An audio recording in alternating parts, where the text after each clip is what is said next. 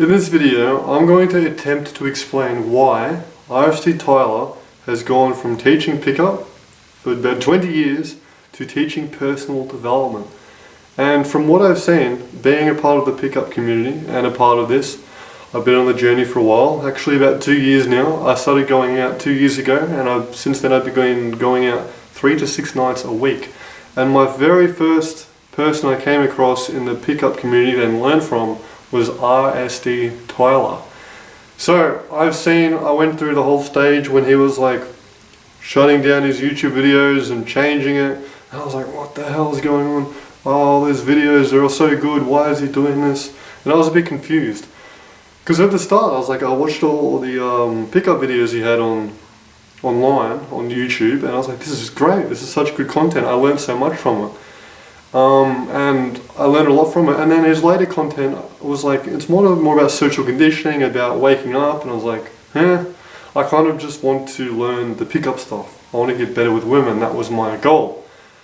So, but I feel like a few months ago, I got to a level where I was like, oh wait, hang on, RSDTyler, it's not that he doesn't like pickup anymore, it's not that he's just choosing to go into personal development because there's more money in there or something.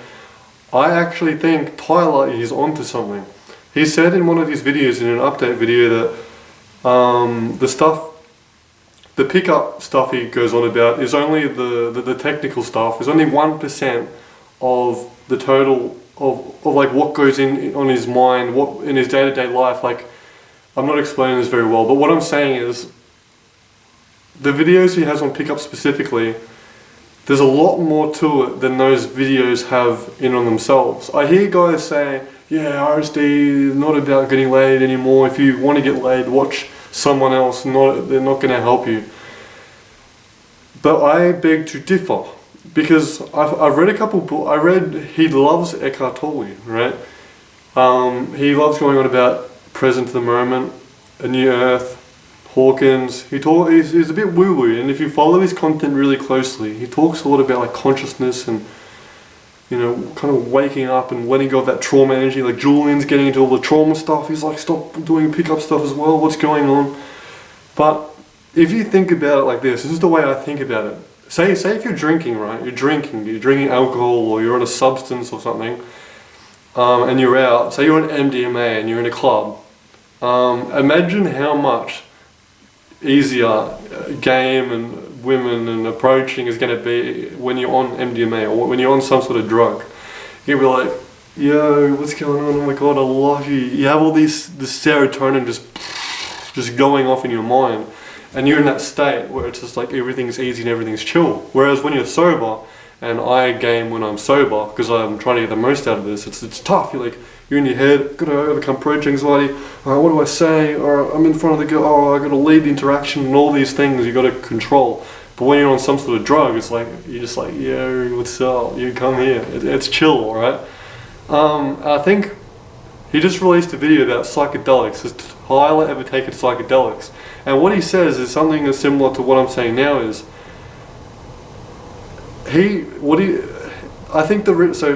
where am I going with this? I think the reason he's going into personal development is because the concepts that he knows that will transform people and make dating so much easier is not what most people think it is. And you watching this video, maybe you have the idea that the techniques and that sort of stuff is what I need. I know there's a lot of YouTube channels with infield videos and technical breakdowns and text breakdowns, and they go into so much detail. It's like, whoa, so much. And then Tyler's just like, bro, don't worry about any of it. It doesn't make sense. But here's the thing. What I noticed a few months ago in my own journey, I started these concepts of letting go and presence started to click. They started to click. I started to understand about the vibrational, the energy stuff, the energy side to game. And in a sense, I felt like I tapped into this letting go sort of mind. So when I'm out, this is the crazy thing. The second time I went out, in this new headspace, this new thing I learnt was, I was at a club, and it was towards the end of the night, and me and my friends, we'd been talking to these girls, kind of approaching everyone, just kind of chilling, just taking it easy. But at the end of the night, I was just like, because there was these girls that we talked to throughout the night, and at the end, I was just like talking to them, and it was going well, and I somehow got this whole group of like 5 girls back to my mate's house. And I was sober, I was just chilling, I was not invested at all, I was just present, I was like not trying at all. This is the difference.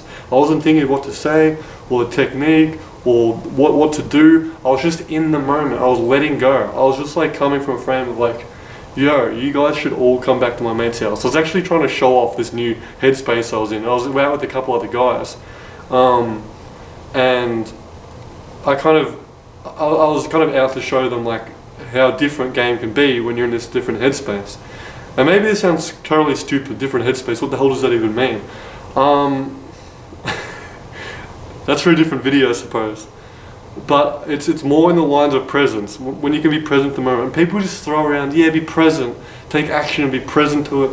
But there's a lot of word salad, like a lot of people, they talk about this, yeah, just be present, do this energy work, do the technique, whatever, and it's just like, whoa.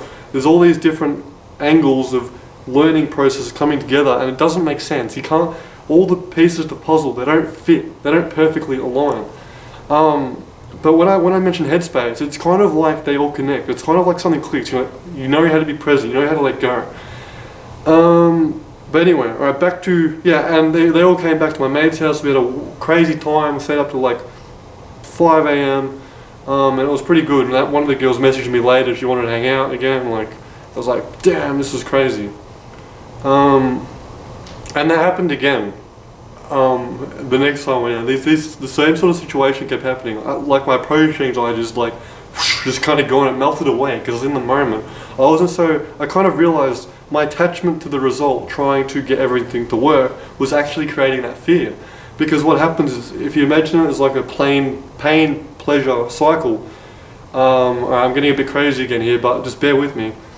When you want something to work out, when you're dependent on pulling, say, when you're dependent on it going well, when you're dependent on like where you are in the interaction and trying the best to come across attractive, your fear is it not working out. Your fear is it not going well and getting rejected and it not going out. So you're attached to this ideal of it working, and then you're scared of it not working. So you're attached to the outcome. Then Tyler always goes, be independent of the outcome. You want to be in the process.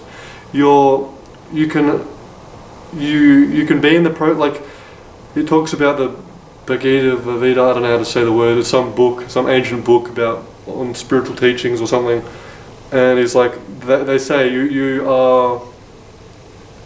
allowed the action, but not the fruit of the action. Like say if I'm going to pick a fruit off a tree, I'm not allowed to have the fruit, but I'm allowed to be committed to the action, the process of getting the apple. Okay, but I can't be dependent on eating the apple. Oh yes, it tastes so good.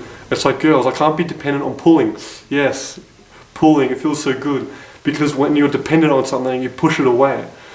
So you've got to be in the process orientated. So the stuff he's all teaching now, the stuff he's teaching, he's trying to help people detach from the outcome. No, I don't think he's doing it all for money. I think Tyler is like on some other level, and he's actually trying to help other people detach. So that's my take. And I think your game will change so much I think massive action is just important. Going out all the time, working your business, whatever it is, but you want to do it from a place of detachment, a place of being. When you can align with your being, instead of reacting to all your thoughts, going crazy, oh, I got all this thing, got to pull, you can come back to the present moment and be, okay? So that's what I think Tyler is getting up to. Yes, it is not going on about techniques and all that, but there are so many other pickup channels that are going on about that technical stuff, which you can listen to. That's the first step. The first step, you go from unconscious incompetence, you don't realize you suck, and then you go to conscious competence. You go to using techniques. You get good at pulling, you get good with women, but you don't want to stay there because now you have to think about it all. Now you have to control the interaction. You want to go from conscious competence to unconscious competence, which is where you have to start detaching and letting go and being in the present and you take action from a place of presence, not from a place of controlling and being attached to the outcome you want to be. And that is where lots more results can just flow in, and you're like, whoa, this is crazy. And I think that is what Tyler is trying to help people get to, a place of unconscious competence. Unconscious competence. You don't have to think about it, but you're getting results. That's the goal. That's, I was going to say the end, but I don't like saying the end, because the journey goes for a lifetime. Okay, thank you.